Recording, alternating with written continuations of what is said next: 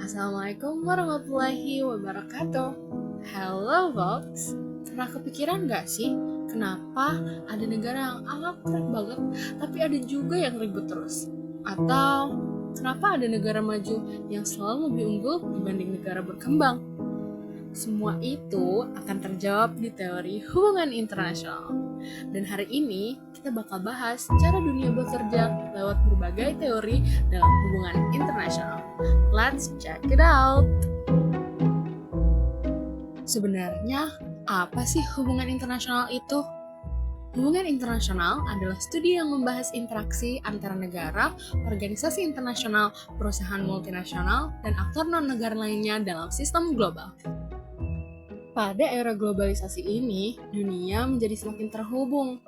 HI jadi nggak cuma ngomongin perang dan diplomasi, tapi juga tentang isu ekonomi, hak asasi manusia, perdagangan, lingkungan, bahkan budaya.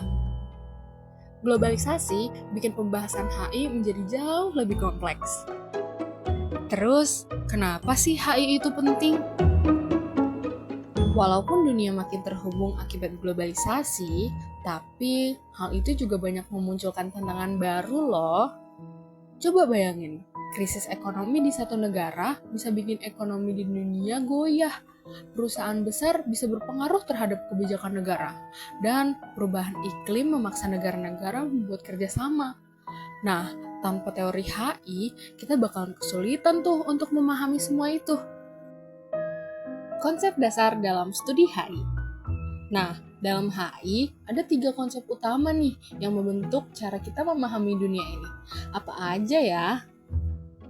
Konsep yang pertama yaitu epistemologi.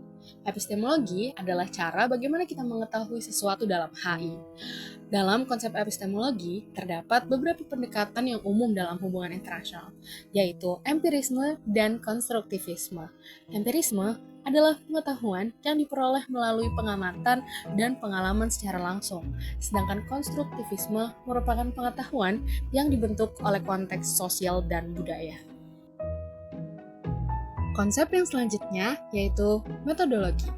Metodologi adalah cara atau aturan dalam melakukan penelitian dan analisis. Terdapat 3 metode dalam studi HI, yaitu metode kuantitatif, metode kualitatif, dan pendekatan campuran. Konsep yang terakhir yaitu ontologi. Ontologi merupakan cara memandang terhadap dunia dalam HI, atau yang berhubungan dengan cara kita melihat realitas dunia. Dalam pandangan ontologi sendiri, terdapat perbedaan pandangan, diantaranya materialisme, idealisme atau konstruktivisme, dan yang terakhir, individualisme dan strukturalisme. Pandangan materialisme menganggap dunia ditentukan oleh faktor material berupa militer, ekonomi, dan kekuatan politik, di mana keamanan nasional ditentukan oleh jumlah senjata dan tentara yang dimiliki suatu negara. Pada pandangan idealisme atau konstruktivisme, dunia dipengaruhi oleh ide, norma, dan identitas sosial. Menepis gagasan dari pandangan yang sebelumnya, pandangan ini menganggap keamanan nasional tidak hanya tentang availability senjata, tetapi juga tentang bagaimana pandangan negara lain terhadap suatu negara yang dapat didasari oleh kepercayaan maupun diplomasi. Dan yang terakhir adalah individualisme dan strukturalisme. Pandangan individualisme menganggap individu manusia adalah aktor utama dalam politik dunia, sedangkan strukturalisme menganggap bahwa struktur sosial dan politik lebih berpengaruh daripada individunya. Teori itu apa sih?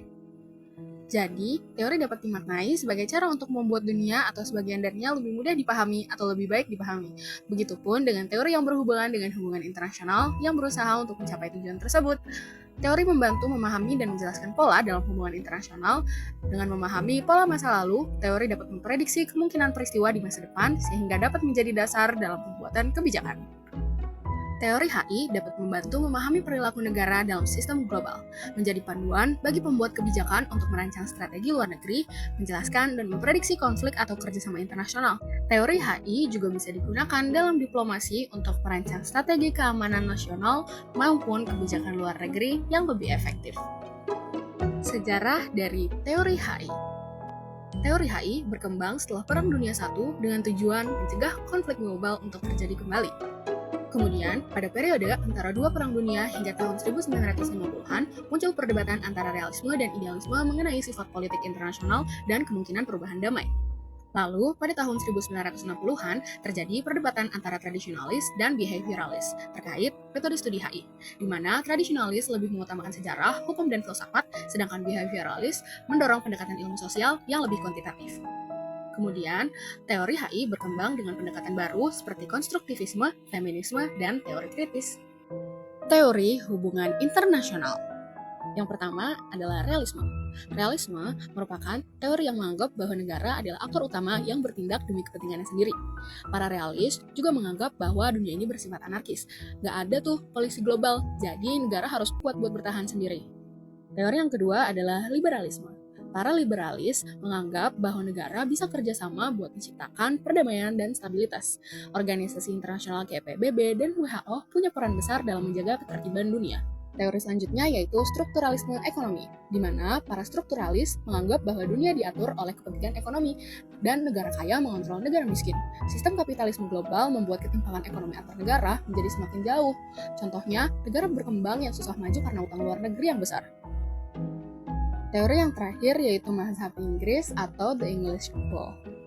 Mereka menganggap bahwa meskipun dunia ini bersifat anarkis, ada norma dan hukum internasional yang mengatur perilaku setiap negara, sehingga negara harus tetap mengikuti aturan demi menjaga stabilitas global. Sekian penjelasan aku mengenai teori hubungan internasional. Semoga bisa membantu teman-teman semua. Thank you for watching and see you next time.